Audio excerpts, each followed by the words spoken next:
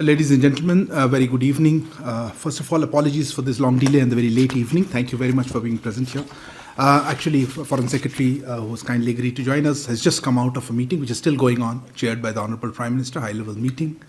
Without wasting any further time, may I hand over the floor to Foreign Secretary for some initial remarks. And today, given the lateness of the hour, we'll just take a very few questions. Thank you. Namaskar and good evening. As Joint Secretary XP has mentioned, we've just come out of a meeting which the Prime Minister chaired on the situation in Ukraine. The meeting began with an expression of deep regret and condolences on the tragic death of Sri Naveen Shekharappa Gyanagodar, Indian student who was studying in the Kharkiv National Medical University and who died earlier today. The Prime Minister conveyed his deep anguish on the loss of the life of an Indian national. As you can imagine, we remain very concerned about the situation in Kharkiv, Sumy, and adjacent areas which are currently in a conflict zone. Earlier this afternoon, I separately called in the ambassadors of Russia and Ukraine. You would recall that the last time we had a briefing 2 days ago, I did convey to you that I had called in the ambassadors to emphasize to them the need for protection of our citizens, in particular students who are in the conflict zone. They had been given assurances in this regard.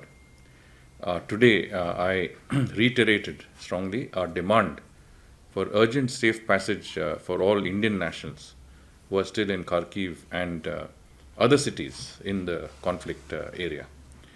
As I had mentioned again last time, we have sent a team of officers from our mission in Moscow to the border region of Russia adjoining Ukraine. This team is currently in a city called Belgorod, which is not far from Kharkiv. The function of the team is to examine all the options in terms of the route out, accommodation for our people, the transportation options. Essentially, this team is in place and ready to see whatever we can do to extract our students and citizens from the Kharkiv Sumy area. We have, of course, reiterated our demand not just in Delhi, but also in both Moscow and Kiev, and we have done that both to the diplomatic and the military authorities of both countries. Evacuation from Kharkiv is now our top priority. I had also mentioned that we had an estimated 20,000 Indian students in Ukraine at the time that we issued our first advisory. This is the general number of people who are Indian nationals in Ukraine. From that number, 12,000 approximately have since left Ukraine, which is 60% of the total number of our citizens in Ukraine. Of the remaining 40%, roughly half remain in the conflict zone in the Kharkiv Sumy area, and the other half have either reached the western borders of Ukraine or are heading towards the western borders of Ukraine. In other words, they are generally out of the conflict areas, out of harm's way. Now in Kiev, following the lifting of the curfew during the day yesterday and today, our mission had issued an advisory proposing that our students and community members leave Kiev, use trains, use different options to leave Kiev. I understand that since then, all of our nationals have left Kiev. The information with us is that we have no more nationals left in Kiev. Nobody has contacted us from Kiev since. All our inquiries have revealed that each and every of our nationals have come out of Kiev to the extent that we can tell you. I'm talking about citizens. We have also understand that another 1,400 of our citizens who were in this southern town called Zaporizhia, which is also in an expanding conflict zone, have also departed and moved towards the western borders of Ukraine. On the Moldova border, another 400 students have been able to cross through into Moldova, and are shelters there arranged by the MEA team that I had mentioned last time is in place in Chisinau, facilitating their movement from there to Bucharest. Even as we speak, the embassy office in Ukraine is being set up in Lviv, which will enable our embassy teams to spread out to the border areas of Ukraine with Poland, Slovakia, Hungary, and Romania. The idea is that they will be there in person. They should be able to facilitate and assist our citizens who are trying to exit Ukraine into each of these countries and leave, the conflict area. We have also sent additional teams. I think we have sent another 25 officers to all of these 4 missions neighboring Ukraine to supplement the very minimum staffing that we have in normal course. You are aware that the Prime Minister has sent 4 senior cabinet ministers as special envoys to each of these countries, and they are already either on their way or in place. And of course, these teams that are there will also supplement all of these efforts that are on the way to assist our citizens in crossing over, and also their stay and facilitation in the countries concerned until we can get them on a flight back home. Over the next 3 days, 26 flights have been scheduled to bring out Indian citizens. Apart from Bucharest and Budapest, airports in Poland and the Slovak Republic will also be used. We will mount as many flights as required. A C-17 Indian Air Force aircraft is also expected to fly out tomorrow morning at 4 a.m. And reach Romania, where it will also bring back, repatriate our citizens who are there. We will be also, in the course of the next few days, mounting more Indian Air Force flights to bring back our citizens. I had also mentioned humanitarian assistance to Ukraine at the request of the Ukrainian government. A flight left this morning carrying the first tranche of humanitarian assistance to Ukraine through Poland. The consignment comprised medicines, medical equipment, other relief material. Another flight tomorrow will carry a second consignment, also through Poland. And besides medicines, we have a number of other items that are also there, which are all for the use of humanitarian use in Ukraine. You are aware that Prime Minister yesterday had spoken to his counterparts in the Slovak Republic and Romania to seek their assistance in continued support to our evacuation efforts.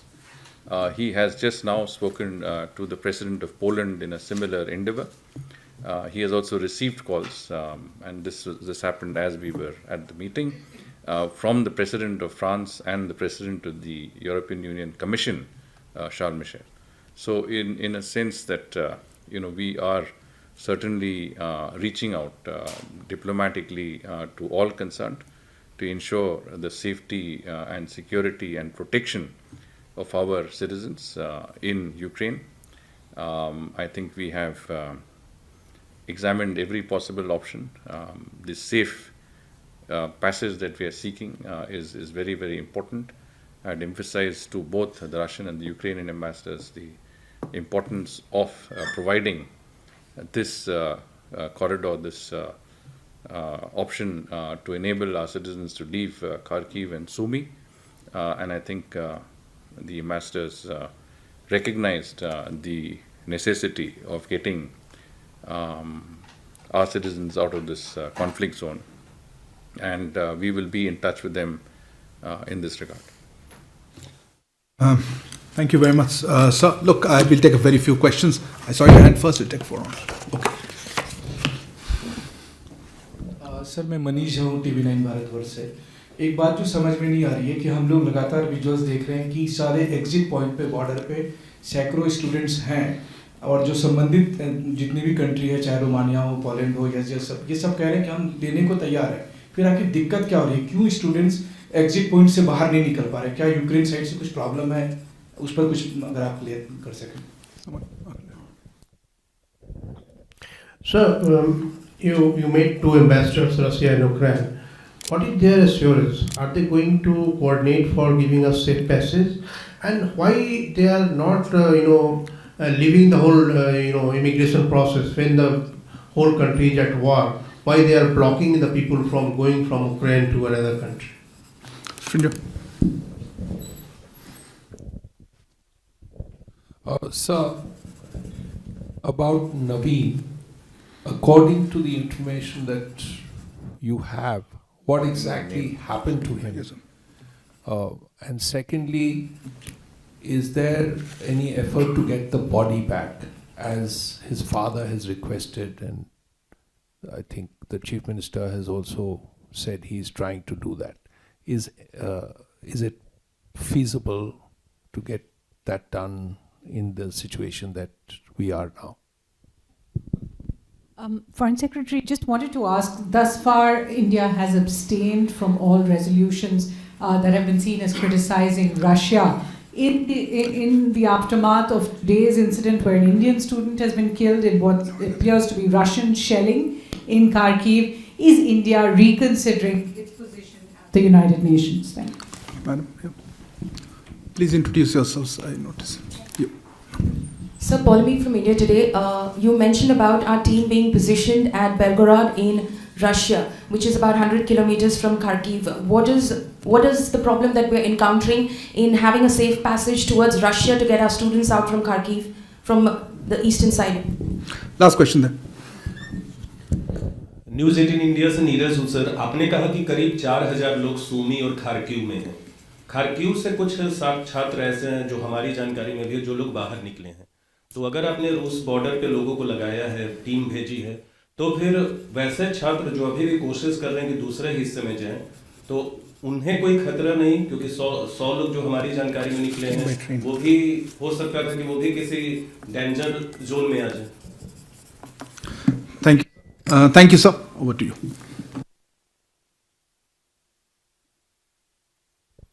Manish ji, आपने ये प्रश्न पूछा कि जो हमारे नागरिक Ukraine से बाहर निकलना चाहते हैं पश्चिमी की तरफ, तो उनको क्या तकलीफ़ हो रही है और क्यों निकल नहीं पा रहे हैं। तो जैसे मैंने कहा कि ये जो बॉर्डर क्रॉसिंग्स हैं, इनमें से 5 लाख लोग निकले हैं जब से कॉन्फ्लिक्ट शुरू हुआ, मतलब 24 फरवरी से आज तक 5 लाख यूक्रेनियन नागरिक वहाँ से निकल गए हैं। और फॉरेन नेशनल्स भी काफ़ी हैं, जैसे हमारे नागरिक हैं काफ़ी, और भी नागरिक उस बॉर्डर पॉइंट्स पे हैं। तो यहाँ की प्रॉब्लम, ये समस्या ये नहीं है कि हमारे नागरिक निकल नहीं सकते किसी टेक्निकल या कुछ और कारण के वजह से। प्रॉब्लम ये है कि वहाँ पे क्राउडिंग काफ़ी हो रही है, लाइन बहुत है वहाँ पे। आप समझ सकते हैं कि यूक्रेनियन बॉर्डर गार्ड्स के काफ़ी और भी मतलब कंसर्न्स हैं। अभी तो युद्ध चल रही है वहाँ पे, तो इसलिए डिलेज हो रहे हैं। पर ये हम कह सकते हैं कि हमारे जो नागरिक पश्चिमी की तरफ पहुँच गए हैं, कम से कम उनका सुरक्षा, जो युद्ध चल रही है उनका सुरक्षा तो थोड़ा सा बेहतर है अगर आप कंपेयर करें कॉन्फ्लिक्ट जोन से। तो इसीलिए हमने हमारे जितने भी नागरिक कीव में थे, जितने भी हमारे छात्रों कीव में थे, उनको सभी को हमने ये सलाह दी, ये सुझाव दिया कि हाँ, ये पश्चिमी की तरफ आएँ और ये वहाँ से जब भी मौका मिले एग्ज़िट करें। और काफ़ी ऑप्शंस एग्ज़िट करने के लिए हैं। हंगरी की तरफ जा सकते हैं, स्लोवाकिया की तरफ जा सकते हैं, रोमेनिया, पोलैंड, जहाँ भी एग्ज़िट हो सकता है वहाँ से एग्ज़िट करें। और मोल्डोवा भी 5वां रूट खुल गया है। तो इस प्रयास में आप देख सकते हैं 7700 हमारे नागरिक निकल गए हैं वहाँ से, इन रूट से। तो ये मतलब आप देख सकते हैं इतना छोटा फिगर नहीं है। 2000 तो निकल मतलब वापस आ गए हैं और 4-5 हज़ार वहाँ पे एयरक्राफ्ट के लिए इकट्ठे हुए हैं। और जैसे मैंने कहा 26 फ्लाइट्स शेड्यूल्ड हैं जो कि अगले 2-3 दिन में इन देशों में जाके हमारे लोगों को वापस ले आएंगे। तो ये पूरी तरह प्रयास हो रही है कि जितने भी हमारे नागरिक यूक्रेन में हैं उनको जल्दी से जल्दी निकाला जाए यूक्रेन से और उनको घर वापस ले आए। There was a question about immigration process, similar question I think. The thing is that there is no endeavor to block our citizens from coming out. Again, I think the issue is logistical. There are huge queues of people, there are lines of vehicles that are at the immigration border points of people trying to leave a conflict zone. And of course you have to understand that being a conflict zone there is confusion also, there is no clear-cut control. It is not a normal time that we are trying to, go across a normal peacetime crossing. It's a difficult zone. And in that context, I think we are doing our best possible. As I told you, our embassy in Ukraine has set up office in Lviv. Lviv will give them easy access. Their team should fan out to all these points to assist our people within Western Ukraine. On the other side of the border, our ambassadors and their teams are waiting. They're doing everything possible to intercede with the local authorities to speed up that process and facilitate the exit of our citizens. The Prime Minister himself has spoken to the presidents of Slovakia, of Romania, of Poland. So in a certain sense, it has been taken up at the highest levels. He has spoken to the President of Ukraine, as I mentioned to you. So every effort is being made to make sure that our citizens can come out as speedily and as without with minimum inconvenience. I think one question was about Naveen and his About safe passage. safe passage.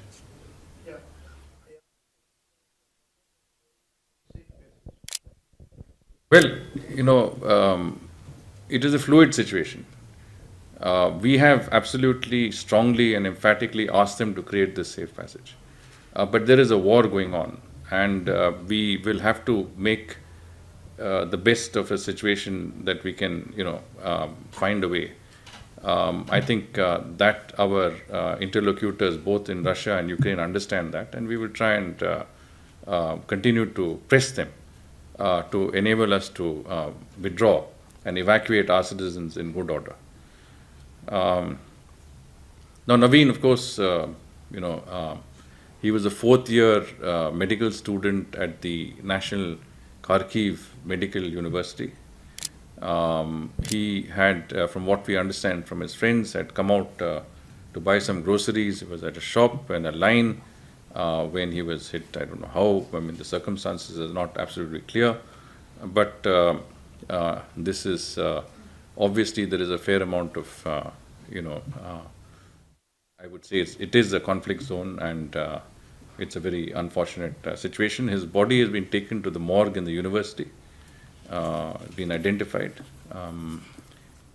Did speak to his parents earlier today in Karnataka, conveyed our deepest condolences, and of course I think we will not only try and evacuate our nationals from that area, from that conflict zone as soon as possible, but also bring back Naveen's local authorities.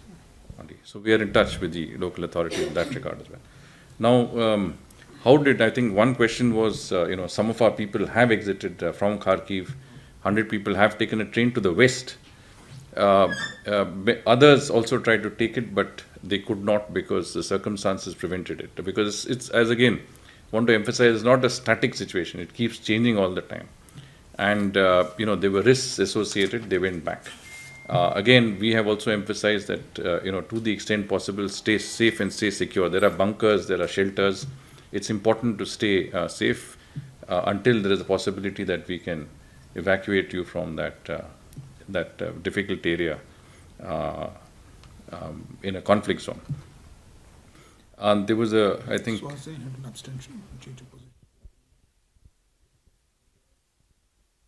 Well, in the United Nations, we take positions that are based on certain very careful considerations, and certainly we do regard the merits of each and every case that come before us. There are a number of resolutions that have emanated from the first resolution that was an aborted process. There is now the second or a third resolution in the Security Council. There's a resolution in the UN General Assembly, and we will consider all of them, in their entirety and take decisions in our best interests.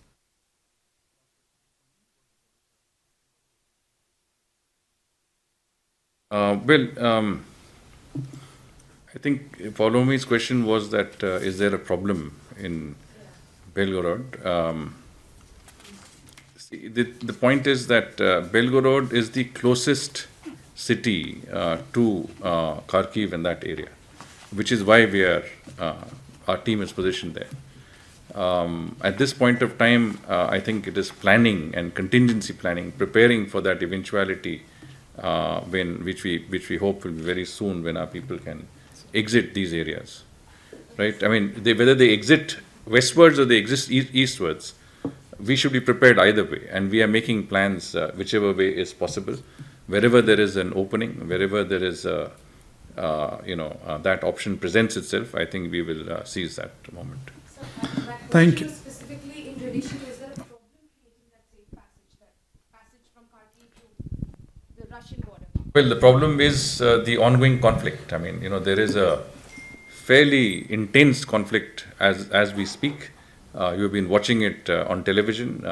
We have been getting reports of that conflict. That conflict is intensifying, and whether it's in Kiev or in Kharkiv, and we have to see what we can do. Just trying to get our people in the heat of battle while it rages may not be the best option. I mean, we have to make sure that both the sides are sort of in a position where they can offer us a safe passage. That's what a safe passage is all about, and we are working to secure that option. Thank you very much, sir. I appreciate, sir, your presence. I know it's late in the evening. Thank you very much for joining us for special briefing. We'll continue to bring you updates as we can. Thank you. Good evening.